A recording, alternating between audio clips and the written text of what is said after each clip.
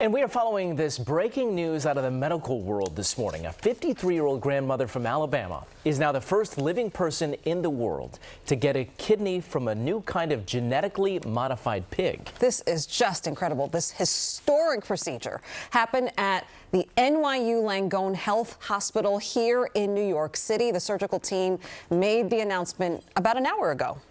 But we're quite confident now, and you just saw, living, breathing example of someone walking around with a pig kidney inside them for 3 weeks who looks like the picture of health.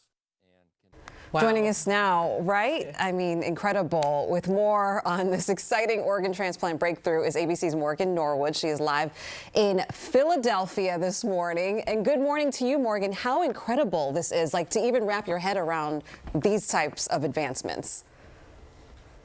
Mind-blowing, right? Yeah. First, I just want to say it's so good to be with my Eyewitness News family this morning, especially on a story like this. I mean, guys, not only is this about groundbreaking science and research, this is also about hope. So this particular story centers around Tawana Looney. We heard from doctors this morning over at NYU Langone this morning, but her story is really fascinating because not only is she a recipient, she was also a donor. So she first donated one of her kidneys to her mother who had organ failure. She later experiences organ failure as well, preeclampsia, of course, high blood pressure during pregnancy. So she's on the dialysis chair for about 8 years. And you can imagine how difficult that is while you're a young mother, trying to navigate all of that. I think what complicated her story even more is that she also had a condition where her body made too many antibodies. So a human kidney was never really an option for her. And at least when they tried or attempted, they found that that organ was going to end up being rejected by her own body. So now she has a 10-gene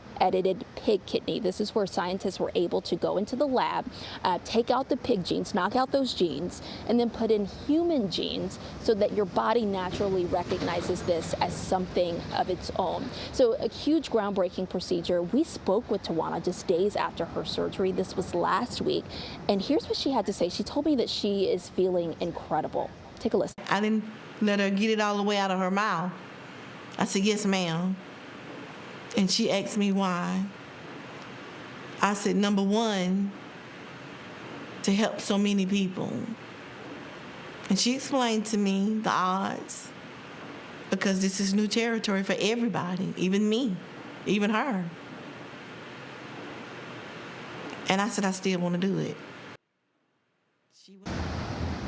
Yeah, so Tawana understood the odds going into this, that, this had only happened maybe about 2 or more times in the world. Not as many genes edited in those particular kidneys, but this was going to be a little bit different for her. So she was entering uncharted territory, but never had a doubt in her mind that this is something that she wanted to do. I want to talk a little bit about the company behind this, because it's United Therapeutics. They have been at this process, this cloning process, for years, and it was really unique because we got a chance to follow the science on this, and I can't wait to share that aspect of the story tonight on ABC News Live Prime with Lindsay Davis. But guys, think about just the hope that this gives so many patients like Tawana who, wait on the transplant list for years, and then some who even tragically we know have passed away waiting for that life-saving organ. Yeah, I just was thinking about them as you were speaking, and there's a lot of people who are probably watching this right now with bated breath, hearing what you're saying and with renewed hope. And you, Morgan, you have really followed this quite intimately, like right in the lab at NYU Langone.